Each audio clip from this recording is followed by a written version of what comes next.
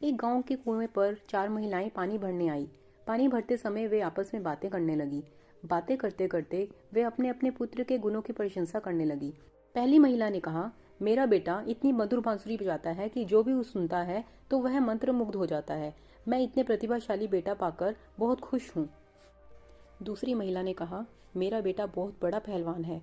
इस गांव के अलावा दूर दूर के गांवों में भी बहुत प्रसिद्ध है। भगवान ऐसा गुणी पुत्र सबको दे। तभी तीसरी औरत आगे आई और बड़े गर्व से बोली, मेरा बेटा बुद्धिमान है। इस पूरे गांव में उससे ज्यादा कोई बुद्धिमान नहीं है। दूर दूर से लोग अपनी समस्याओं के समाधान के लिए उसके पास आते हैं। ऐसा बेटा पाकर मैं धन्य हूँ। चौथी औरत ने सबकी सुनी लेकिन कुछ नहीं बोली। यह देख वे तीनों महिलाएं उससे कहने लगी, तुम भी अपने बेटे की खूबी बताओ।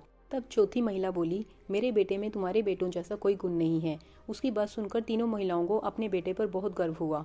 बातें करते करते सभी औरतों ने अपने अपने मटकों में पानी भर लिया। वे अपने घर वापस जाने के लिए अपने अपने घड़े उठाने लगी।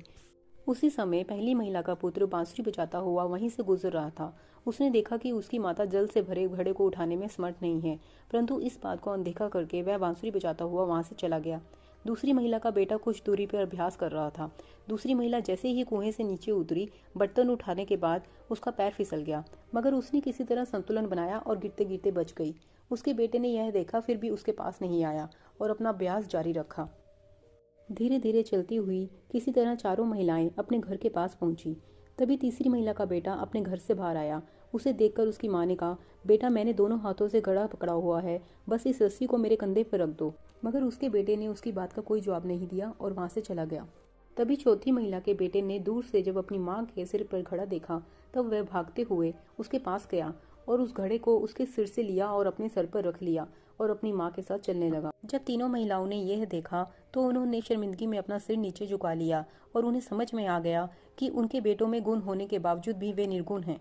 तो दोस्तों, बचपन से ही सभी बच्चों को ये सिखाया जाता है कि शिक्षा के बिना या किसी काबिलियत के बिना पैसा नहीं कमाया जा सकता और पैसे के बिना समाज में कोई आदरणीय नहीं बनता।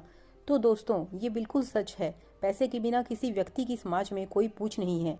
मगर वहीं दूसरी ओर ये भी बहुत बड़ा सच है, मूल्यों के बिना शिक्षा आत्मा के बिना शरीर की तरह है। तो इसीलिए दोस्तों, युवावस्था में बड़ों का सम्मान करें। जब आप मजबूत हों तो कमजोरों की मदद करें। जब आप गलत हो तो अपनी गलती स्वीकार करें, क्योंकि एक दिन जब आप बूढ़े हो जाएंगे, कमजोर हो जाएंगे, तो आप भी उम्मीद करेंगे कि दूसरे आपको कुछ सम्मान देंगे।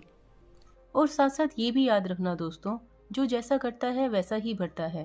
धन्यवाद। मिलते हैं अगली वीडियो में।